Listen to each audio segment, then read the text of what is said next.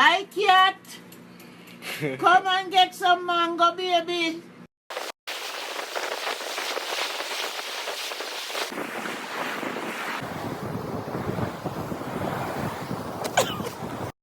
One, two, 1, 2, 3.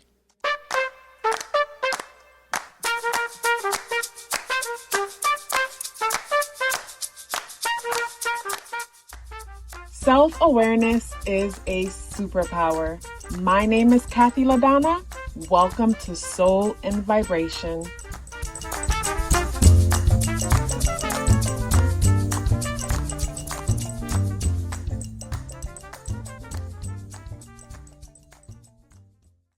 I hope the free thinkers are doing well. And if you're not doing well, I'm happy to remind you that you are the most powerful person that you know. You are the most powerful person that you know because only you can create your reality. Hey guys, today is Sunday, May 11th, and the energies in the day adds up or reduce to number 7 vibration. If today is your birthday, happy birthday.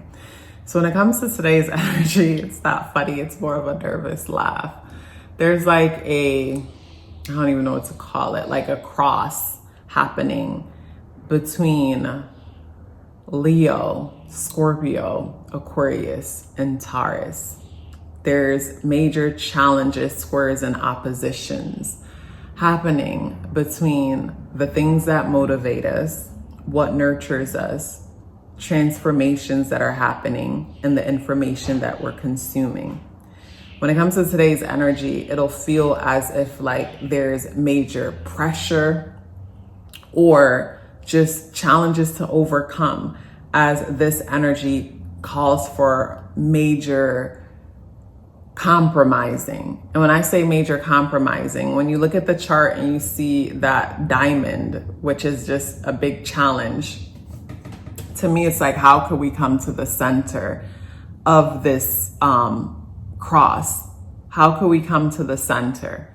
And I feel like some of the things that are probably provoking the cross, well, when I look at everything happening on the chart, first, let me start with the moon in Scorpio. And with the moon in Scorpio, our inner world is in a space where transformation needs to happen. Things will come up around our instability, our insecurity, where we feel powerless. You know, Scorpio doesn't like to feel powerless.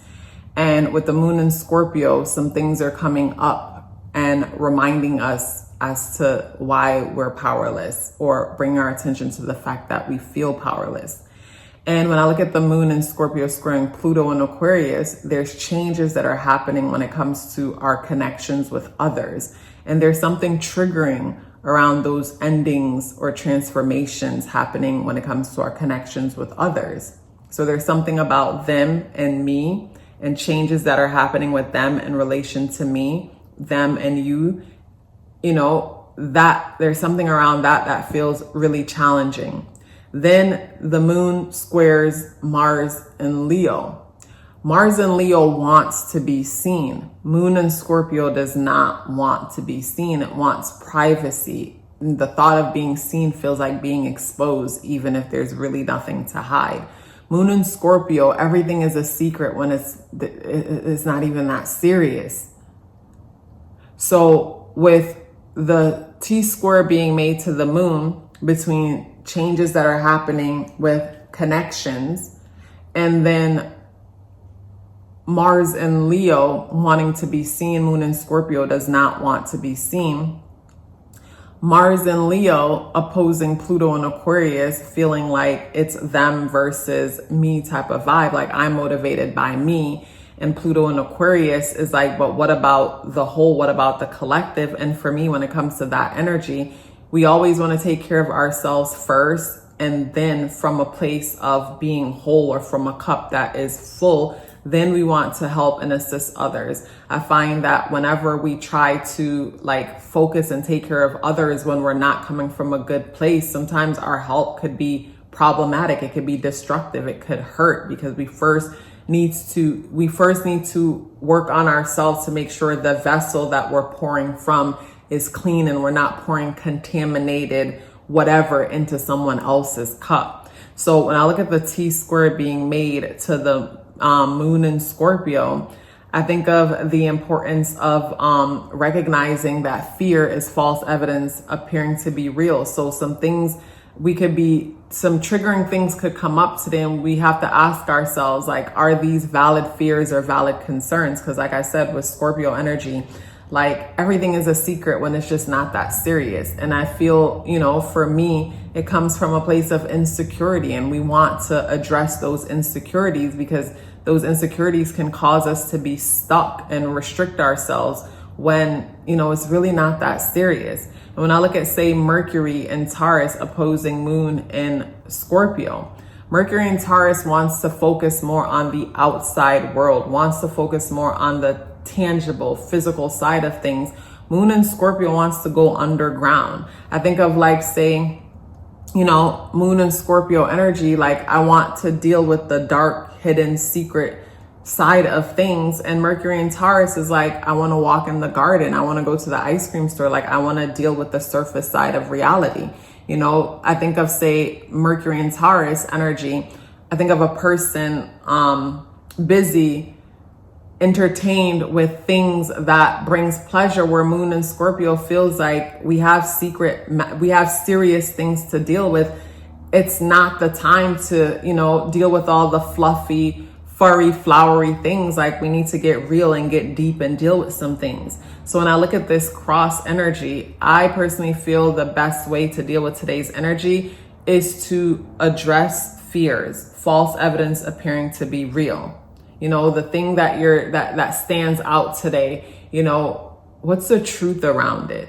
Like, is it a real concern? Because for me, ever since I heard and understand that there's no reason for me to worry about anything, because I only worry about the things I don't trust God with. It's like, what is there to worry about? I only worry about the things I don't trust God with. I only worry about the things I don't trust the Creator with. So when it comes to today's energy, some things are coming up that, that feels like they're a worry, they're a concern, but are they real worries? Are they real concerns? And for me, whenever I'm dealing with this kind of energy, I always bust a journal out and I'll write down everything that I'm feeling, everything that I'm going through within me. And when I'm ready, then I reflect on each thing and I question, is this true? Is this fear true? Is this concern true? Because I feel like when it comes to today's energy, like, we could find ourselves obsessing over next month, obsessing over next year, obsessing over tomorrow, when you don't even know if tomorrow will come. Yes, it's important for us to enjoy today and prepare for tomorrow, but and today, when it comes to today, do everything that you can and do everything that you can. And once you've done everything that you can, trust that tomorrow will be what it's supposed to be, because you've already done your part. And with today's energy adding up or reducing to number 7 vibration, this energy brings us into deep introspection regardless. Like, even if a person don't want to be still, this energy forces a person to be still. This kind of energy today, I think of those of us who are extroverts. This energy sits the extrovert in the corner and make them feel like they're on timeout, because this energy calls us to go within. And with the day being the 11th, the number 11 energy could come with some turbulent emotions, as the number 1 energy is amplified. We have all these ideas, but at the same time, if the number 11 is operating in a lower frequency, we have all these ideas, but don't know how to nurture them and take action where they're concerned. So instead, this energy can internalize and we could find ourselves feeling major turbulent energy. So with the day being the 11th and the moon in Scorpio, today could be super turbulent, and the energies in the day adds up and reduce to number 7 vibration. And the turbulent for today will get louder if you try to escape yourself. But instead, you just want to surrender. It's like, if you stop fighting, it's like floating. It's like you're in the water. And instead of like panicking that you're in the water and like you're just in it, just lay back and float. So floating, that image coming to mind, being in the water, and instead of panicking, laying back and float. brings me to surrender. So when it comes to today, big emphasis on surrender. And we have the whale coming out in the reversal position as the spirit guidance. And with the whale coming out in the reversal position as spirit guidance, in the upright position, it brings me to emotional stability and security. In the reversal position, to me, brings me to, everything that I mentioned, the need to surrender and get into the root of the reason for the instability, the emotional instability that some of us might be dealing with today. When it comes to the tarot, on a positive note though today, I do like that Mars in Leo is still speaking positively to Neptune and Venus in Aries and Saturn in Pisces. So Mars and Leo, to me, that's us having the courage to wanting to see certain things through or going after certain goals or inspirations. And I love how Pluto in Aquarius is also speaking to that energy, because it'll bring me to the thought of, we're motivated to take action when it comes to certain things. And there's positive influence or inspiration when it comes to certain groups that we're associating ourselves with, or certain changes that are being made with when it comes to our public image and certain groups we're associating ourselves with. And for me, with that positive aspect of today's energy, it brings me to this feeling where we're called in a certain direction, like I said, but there's fear. It's like there's some kind of fear that feels paralyzing. And when it comes to the tarot, we have the Hierophant energy in the reversal position. And the Hierophant energy brings me to, I think of like the end of a club. It's like leaving some kind of a club, leaving some kind of an organization, leaving some kind of I think of being a part of this group, being a part of this organization, being a part of, I think of the Hierophant energy also, and I think of how we'll be bonded to certain things based on certain power structures. And with this coming out in the reversal position, it brings me to the thought of that coming to an end. What I'm picking up, and ever since Thursday, I feel like I have something about communication for me feels like it requires so much energy. But with the Hierophant energy in the reversal position, it will bring me to something about breaking some kind of a contract, or breaking from some kind of it could be a religious structure or some kind of a organization, some kind of a group, or maybe it's a mindset. But it brings me to the thought of breaking away from something that had a strong hold on you. Also too, with the Hierophant energy in the reversal position, I think of, say, those of us who grew up, who came from a religious background, and the struggle that some of us face as we move forward on our path and became more confident when it comes to trusting ourselves and our inner voice. Like I think of, say, the Hierophant energy in the reversal position, where someone gets to the point where it's like you're no longer afraid of your own shadow, where before, your own shadow might spook you, your own intuition might spook you, because the fact that, you're no longer identifying with being a part of a certain thing. And maybe you were taught that, if you're not a part of this, everything that is outside of this is wrong, it's bad. So because you're no longer a part of that circle, a part of that organization, a part of that group, you might perceive everything about yourself to be bad and intimidated by your own self, your own intuition. And with the Hierophant energy in the reversal position, it brings me to breaking that curse, breaking that mindset, breaking that. Like I've mentioned before in past videos, I've had in the past many situations where I would throw away my tarot cards. I think I threw away at least 3 decks, at least 3, maybe 4, but at least 3 decks in the past before I got to the point where I wasn't afraid anymore. And I would throw away the decks because, say, I had the decks to begin with, but my connection to, how I was raised and religious beliefs and things like that, the minute something random happens, I'm blaming the deck. I'll have the decks and maybe something happens, something's not going right in my life. And, at the time, I didn't have the ability to stand back and look at my situation to see my role, I might think, oh, this is just going wrong because God is punishing me because I shouldn't have these. Where if I was able to stand back and look, I would see that this action created this reaction and this and this and this, and boom, this is why I'm here. But instead, immediately I'll assume it's this, and nothing can convince me it's not the cards. So I want to get them out the house as soon as possible and get them in the trash. And that's something that happened a few times until, I was no longer afraid of my own shadow, afraid of my own intuition, afraid of my own premonition. And I feel like when it comes to today's energy, maybe that's something that's coming up for some, the fear. What is the story behind the fear that you're experiencing today? What's the story behind the turbulence you're experiencing today? Is there truth to it? Where does it come from? And why does it have this kind of reaction? Why does it get this kind of reaction within you? What is it that you fear? What is it that you fear the most? What's the worst that can happen when it comes to the fears that you're dealing with today? What's the worst that can happen? And,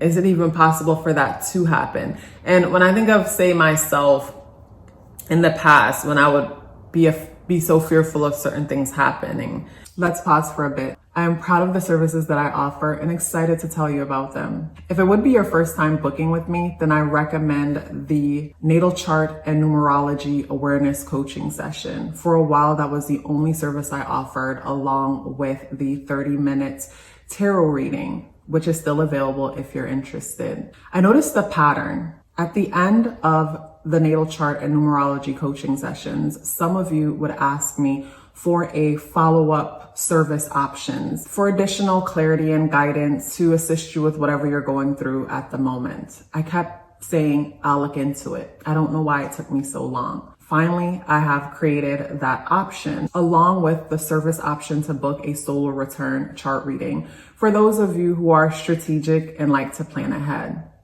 Everything you need to know is within the description box below. Let's get back into the video. And I would sit down and I would write out what is the worst that can happen when it comes to this situation. And for me, whenever I would write out a list or have my journal, the worst that could happen was always death. And for me, whenever I got to the point that was always the worst, I would always get this sense of peace, because that can't be the worst, because I don't even know what that is, I don't know what that is exactly. And based on intuition, premonition, and things of that, dreams, like that's not even the end. So it's like, if that's the worst fear, when I don't even understand that completely, and I'm here in a world or in a realm where I find that whatever they encourage me to do, I always fare off better doing the opposite. And they encourage me to fear this thing, fear death. And it's like, if that's the worst, then the worst ain't even that bad, So that's something that has always helped me whenever I'd find myself panicking or freaking out in a situation. I'll always reflect and say, what is the worst? Oh my goodness. So I'm looking outside and it looks like jets. Like I've never seen that before. It looks like there's 4 planes and they're flying together in a V like birds. I've never seen that before. I've never saw planes fly together like birds before, unless it's like in the movies. That's interesting. But anyways, pleasure sharing this message with you. Drop me a purple heart in the comment box below. I look forward to seeing you tomorrow. Love yourself as if your life depended on it, because it does. Take care of yourself, and I look forward to seeing you in the next video.